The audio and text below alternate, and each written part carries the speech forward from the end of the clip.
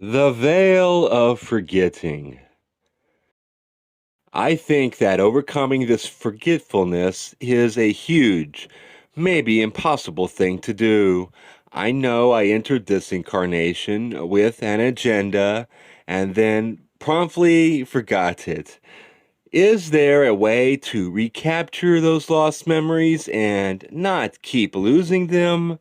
On the other hand, if I knew everything already, life would lose its mystery and intrigue. Half the fun is the struggle to unravel it, looking for clues in dreams and synchronicities and meditative states.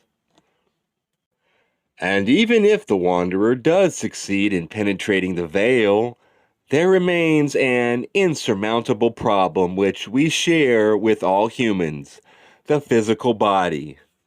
In the case of wanderers which seek to recapitulate the degree of adeptness which each has acquired previous to this life experience, we may note that even after the forgetting process has been penetrated, there is still the yellow activated body, which does not respond as does the adept, which is of a green or blue ray activated body. Thusly, you may see the inevitability of frustration and confusion due to the inherent difficulties of manipulating the finer forces of consciousness through the chemical apparatus of the yellow ray activated body. Let us look at what the veil is. The veil of forgetting is a phenomenon which is occurring and is utilized only within the third density, so that a choice of paths might be made at this point in the evolutionary path. Thus, the existence of a divided mind, that which is conscious and that which is below or subconscious, is possible only with the veil of forgetting in place, which occurs, as we have mentioned, only within the third density. A full discussion of densities we will discuss in further discussions. This question occurred to Don Elkins. Questioner, is the veil supposed to be what I would call semi-permeable? I am raw. The veil is indeed so. If the veil is semi-permeable, what permeates through it? The most common penetrator of this opacity of the subconscious mind is dreams.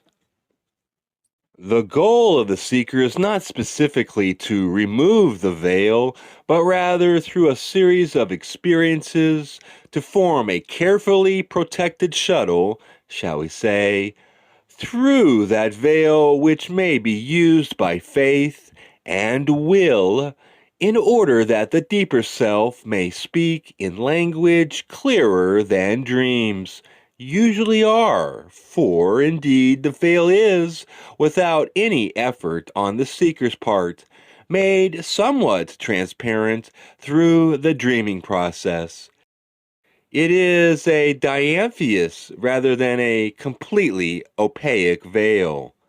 This veil then is to be seen as an ally, as the seeker, either with joy or without it, moves through the lessons, and as this instrument would say, the recesses and the vacations of an incarnational experience.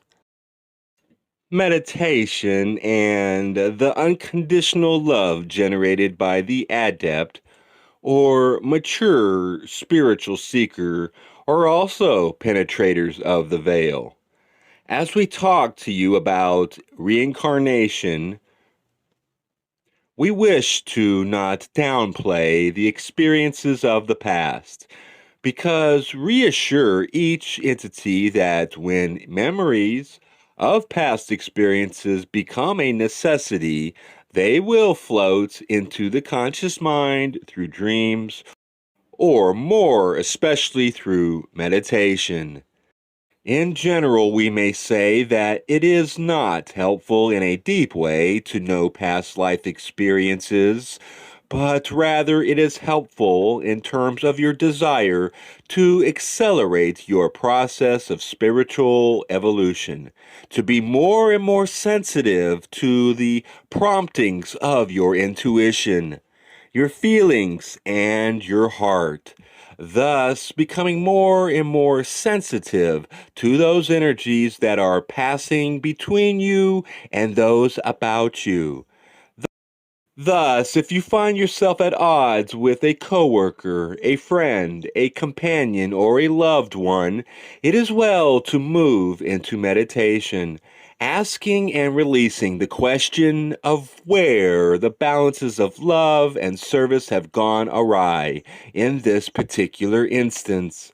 And more than that, how you may bring love back into manifestation within the circumstance, how balance may be restored, how love may thrive.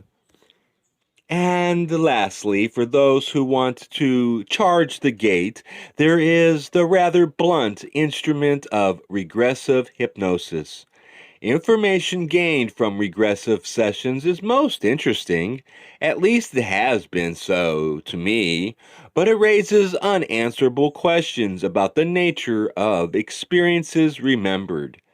I continue to question whether the seeming memories of past lives that I have retrieved by hypnosis are linear, literal, or created by some inner storyteller. Whatever our conclusions as to hypnosis, what we have then for sure is the precious time of this incarnation in which to find our deeper selves, seeking through the veil. For the individual, a way out of this endless cycle, the first step is perhaps to say, maybe there is something to this reincarnation business.